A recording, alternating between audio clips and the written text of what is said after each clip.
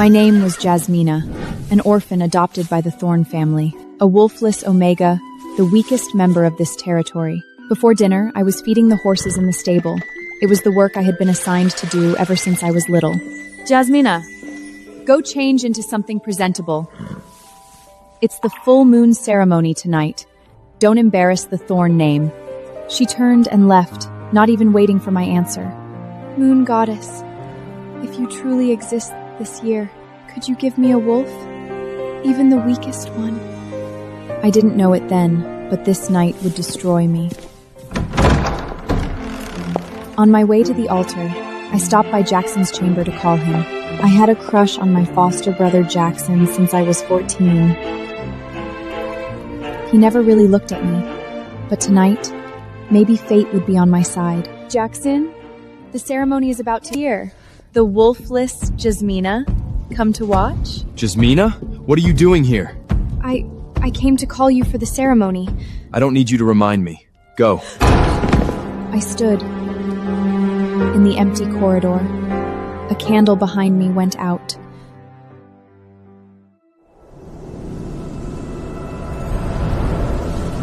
After dinner, I followed the pack to the full moon ceremony. But when the bond pulled me toward Jackson, my heart fell apart. My mate is you? How ridiculous for me to be mated to a wolfless being. I, Alpha Jackson Thorn, heir to Blue Moon Pack, reject you as my fated mate. That night, I left Blue Moon Pack and the man who had destroyed me. Until 3 years later, Jackson and Stevana's engagement invitation was delivered to me by a messenger. I stood at the entrance of Blue Moon Pack again, dragging my travel chest behind me. You're finally back! Rowena, my only friend, ran towards me just like she had 3 years ago. Tonight, you need to look good enough to make them regret everything. It's just an engagement party, not a battlefield. For you, it's both. I thought 3 years were enough to forget him, but scars didn't disappear. They only hid deeper. In the hall, everyone was blessing Jackson and Stevana. Look who came back, the wolfless girl he rejected. Congratulations, you finally picked up what I no longer wanted. But when I saw Jackson put the ring on Stevana's finger, my heart still ached. I turned away from the hall and escaped into the garden. If I had a wolf too, would everything be different? The garden torches suddenly went out. In the darkness, a pair of cold eyes seemed to be watching me. Hello there, baby vixen. Who are you? Roderick Fitzgerald. So, this is your safe haven from your scandal? The one rejected by Jason Thorn, the wolfless Jasmina Thorn. Shut up. Rage boiled in my veins. Then something inside me stirred. Looks like someone finally has a visible wolf. I lunged at him, sinking my fangs deep into his neck.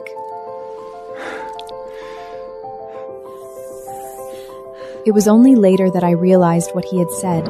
What? A visible wolf? I have a wolf? I embraced this stranger happily.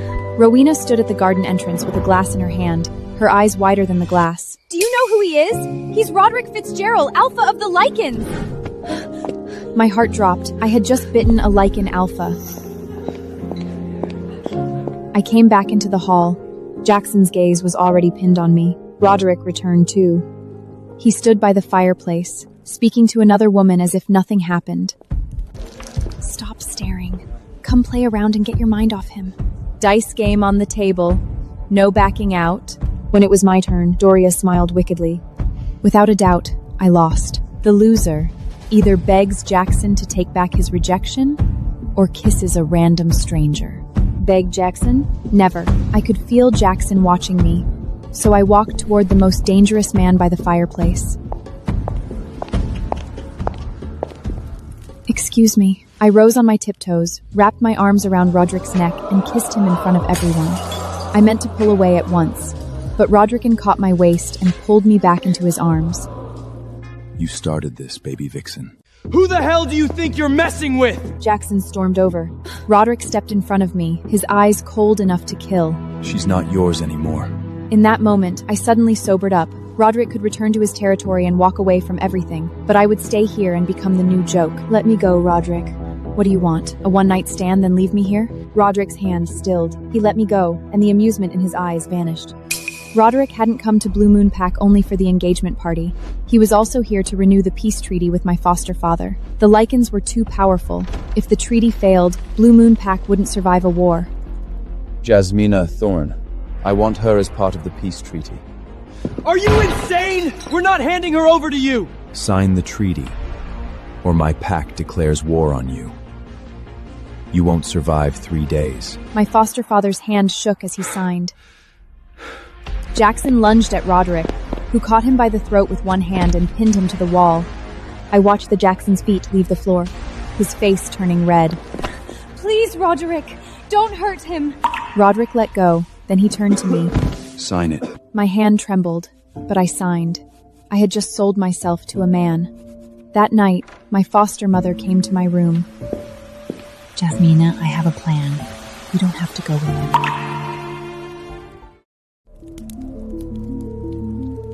What plan? Carrie Jackson's child. She was telling me to marry the man who had publicly humiliated me. Once you carry the heir of Blue Moon Pack, Roderick can't take you away.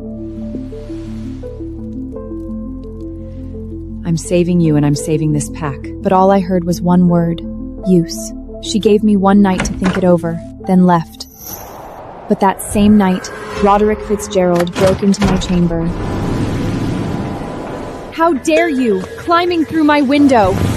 If I wanted to use the door, no one could stop me. I just prefer privacy. You know what I want. I don't. I want what's mine. You. He pinned me to the bed in a heartbeat. His body was pressing me down, his hands locking my wrists above my head. You're trembling. Is it fear or something else? His hands released my wrists and slid to the edge of my nightgown, fingers dipping beneath the fabric. My skin heated, my stomach tightened, a shameful wet heat pooling between my thighs. Roderick, no. His fingers traced up my inner thigh, slow, searing. I bit my lip to keep from making a sound. Jasmina, open the door. Mother sent me. A knock on the door sounded and I froze. Roderick stilled as well. Hide, please. I did what no one should ever do. I shoved a Lyman Alpha under my bed. I opened the door. Jackson stood there. His expression was dark. I'm giving you one last chance. Marrying me is the only way out. No, Jackson. 3 years ago, you rejected me in public. You humiliated me. I can apologize. But Jasmina, we grew up together. I can't throw you into a den of wolves. Carry my child, that's Mother's plan. You have to comply. Never. Get lost. He left. I locked the door. Then Roderick crawled out from under the bed, his face dark as a storm. He had heard every word. Roderick, I can explain. You better sort out your feelings for Jackson. Sooner or later, you'll belong to me. He didn't speak again. He just gave me a look, then climbed back out the window, vanishing into the darkness. I didn't sleep that night. I knew a storm was coming. The next morning at breakfast, the atmosphere was strange. Jackson was silent. Mother avoided my eyes. Roderick stood at the door, a thick parchment document in hand. We already signed. That was not enough. She will belong to me forever, belong to the Lycans, including the children in her womb in the future. Jackson lunged at Roderick. This time, Roderick didn't even use his hands, just an elbow strike, and Jackson flew into the wall. Sign, now, or I erase this pack from the map. I rushed to Roderick's side, grabbing his wrist with both hands. Please, let them go. I'll sign. I picked up the quill and signed my name on the contract. The next moment, Roderick threw me over his shoulder. Mother was crying. Father hung his head, and Jackson didn't even look at me. In that moment, I was finally done with him. Roderick carried me out of the hall and shoved me into a carriage already prepared. I struggled. I begged. but he never once softened. The carriage traveled through the night for a full day and night. I listened to the hoofbeats and the driver's shouts, drifting in and out of sleep. I woke up in a massive 4-pillow bed. Someone had changed me into an almost sheer silk nightgown. 2 maids stood outside the door, holding my old gown. Clearly, they had changed me while I was unconscious. The bathroom door opened. Roderick stepped through, wearing only a towel. It's tied loosely around his waist. I thought I'd be put in chains, forced to do hard labor, always on call, and expected to service you on schedule. Isn't that what a captive is for? You're mistaken. Perhaps that's how things are done in your territory. But here, things are done with more civility. You may be treated like a queen. Fine. I don't need your services. But it seems you need them more than I do. On the 3rd morning, alarms blared through the castle, sharp enough to tear the sky apart. Roderick burst into my room. Rogues attacked our eastern border. Stay here. Don't go anywhere. Rogues? What are they? Mongrels with no pack and no honor. They're capable of anything.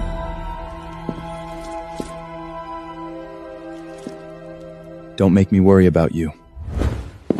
He left, leaving me with servant Sarah and a heart full of fear. My lady, Lord Roderick will be fine. He's the strongest warrior on this land. But what if he's not? Are you worried about Lord Roderick? No, I'm just worried about myself. Her words were like a mirror, reflecting something I didn't dare face myself. That night, I found a bottle of spirits. Probably a trophy Roderick kept. I didn't care. The first glass burned my throat. By the 3rd, my thoughts blurred. By the 6th, I finally had the courage to tell the truth. Jasmina, what are you doing? You're back. Look at you, alive again.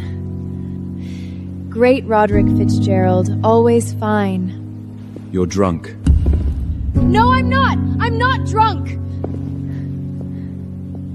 I'm clear. Finally clear enough to see everything.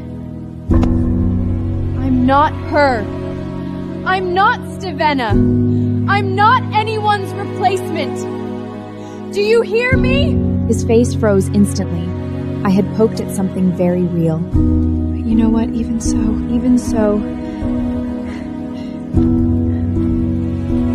I want to kiss you. In my drunken haze, I stood on tiptoes, my lips brushing his jaw. His body went hard as a statue.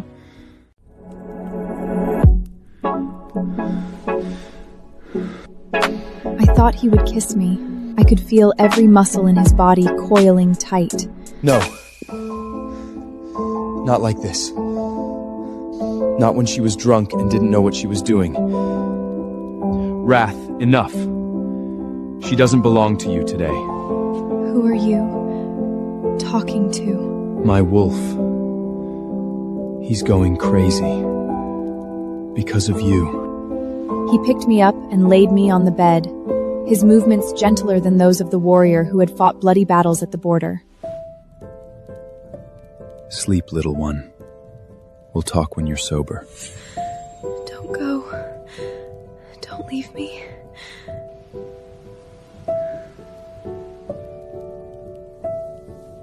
Sleep. I'll stay with you. Through my blurred vision, he sat there for a long, long time, until I fell completely into sleep. The next morning, a hangover headache hammered at my temples.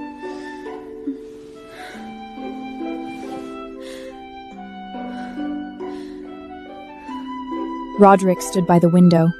Last night, what did I say? Everything you shouldn't have said while sober. Like what? You mentioned Stevana. That name hit me like a bucket of ice water. I remembered everything. Who is Stevana? What does she mean to you? That's not a question you should be asking. You brought me here, so what? I'm supposed to be some obedient little bird in a cage? I've got plenty of questions for you, too. You can ask anything. But don't run faster than your own shadow, little one. Run too fast and you'll trip. My shadow? What does that mean? It means there are too many things in this world you don't understand yet. Take it slow. I'll teach you. Sarah appeared before my bed, holding a deep blue gown, attire fit for a noble gathering. Lord Roderick wishes for you to attend today's Lichen Pack breakfast gathering. A lichen breakfast? So I'm finally allowed of this luxurious prison? My lady, please. The hair and makeup will take time. These are Lord Roderick's orders. An hour later, I looked at myself in the mirror. I looked like a noble. But deep inside, I felt like a fraud wearing a mask. At the entrance, Roderick stood waiting for me. But I stopped in my tracks. I'm not going in. You will. Why? Why should I play your... My words were cut off by his lips.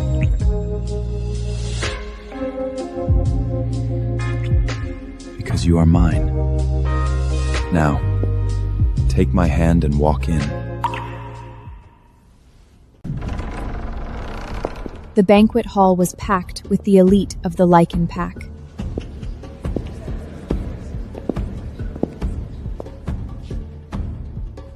Everyone, this is Jasmina. From this moment on, she is my lady. Any disrespect to her is a challenge to me. Long live the Lord, hail the lady! He had declared it publicly. This wasn't the title of a mistress. This was the declaration of a mate. What are you doing? It means exactly what you think it means. But I never agreed. His kiss was fierce, deep, as if he wanted to take something from me. I kissed him back, my fingers digging into his back.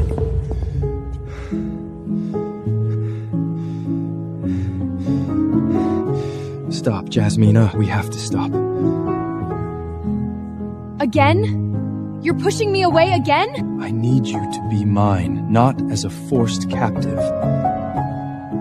but as a willing mate.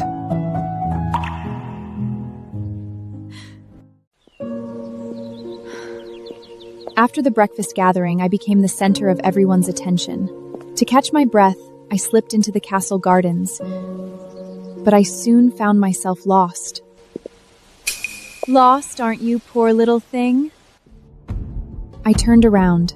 A tall blonde woman stood there, like a viper coiled at the center of the garden. Who are you? I'm Isabeau. You must be the new little pet. You haven't heard of me? Then let me enlighten you. I am Roderick's fiancé. You're lying. Ask anyone.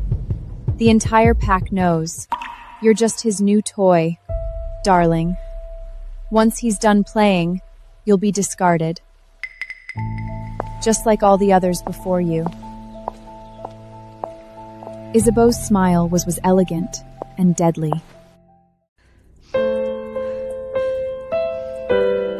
I didn't return to my room. Isabeau's words burned through my veins like venom. I needed proof. I needed to see with my own eyes whether he was really deceiving me. I tracked his scent, that pine and musk, through the forest all the way to the border. The battle had clearly been going on for some time. Several rogue corpses lay scattered around, and the air was thick with the stench of blood.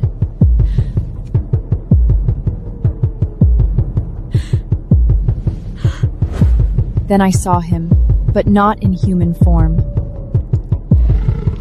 A massive wolf stood amid corpses. Its fur was like armor woven from obsidian, blood dripping from its fangs.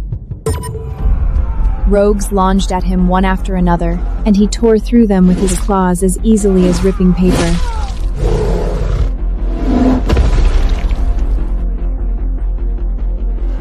Then a wounded rogue saw me. He flashed an ugly grin and raised his knife. Look, Lord Roderick's little pet is lost. Come here, sweet thing. The cold gleam of the blade approached me. Roderick let out a sky-shattering roar in the distance. Then, the world went black.